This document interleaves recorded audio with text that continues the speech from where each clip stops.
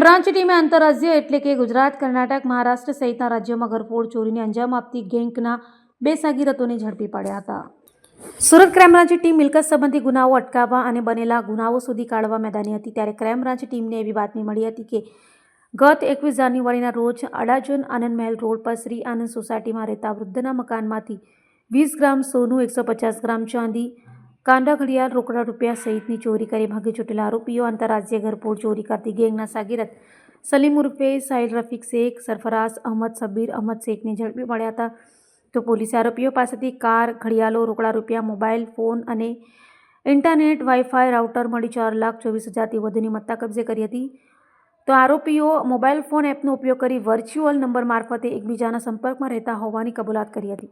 હાલ તો ક્રાઇમ બ્રાન્ચે આરોપીઓને પકડી અડાજણના 2 ગુનાના ભેદ ઉકેલી કાઢ્યા છે.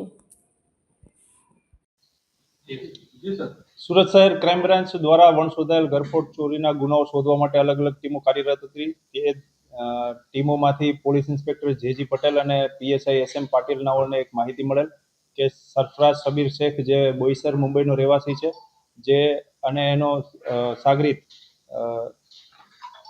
સલીમ ઉર્ફે સાહિલ રફીક શેખ, જે કર્ણાટક બેંગ્લોર સિટીનો રહેવાસી છે, આ બંને સુરત શહેર ખાતે આવી અને 1 મહિના પહેલા ડસ્ટર ગાડી સેકન્ડ હેન્ડ કાર મેળામાંથી મેળવેલ અને અલગ અલગ જગ્યાએ સુરત શહેરના વિસ્તારોમાં એમણે બંધ ઘરોની રેકી કરી અને છેલ્લા 10 દિવસ પહેલા અડાજણ ખાતે 2 મકાનને ટાર્ગેટ કરે, જે મકાનમાંથી ચોરી કરી અને 28 જેટલી ઘડિયાળો અને સોનું અને ચાંદી ચોરી કરીને લઈ ગયેલ. જે માહિતી આધારે ટીમ એક મુંબઈ ગઈ, મુંબઈથી આરોપીઓ મેળવી અને અહીંયા લઈ આવીને પૂછપરછ કરતા બંને આરોપીઓ પાસેથી એક ડસ્ટર 4 વ્હીલ ગાડી, કાંડા ઘડિયાળ કુલ 28 નંગ, રોકડ રૂપિયા 20,000 અને એમની સાથે 5 મોબાઈલ અને એક રાઉટર ડોંગલ મળેલ છે અને કુલ 4,28,000નો મુદ્દામાલ કબજે કરેલ છે.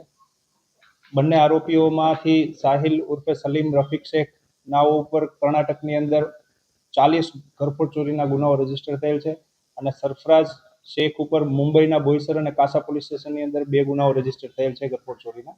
બંને આરોપીઓ રીઢા છે. સેકન્ડ હેન્ડ ગાડી ગુજરાત નંબર પ્લેટની રાખી અને ચોરી કરવાની એમો છે. ડીવીઆર ચોરી કરીને લઈ જવું, બંધ મકાનોને ટાર્ગેટ કરવાની એમો ધરાવતી માણસ છે. આ બંને આરોપીઓ સાથે એક બીજો સાગરીત છે, બિલાલ મંડલ, જે ચોરી કરવામાં સાથે હતો અને પકડવા માટેની તજવીજ ચાલુ છે.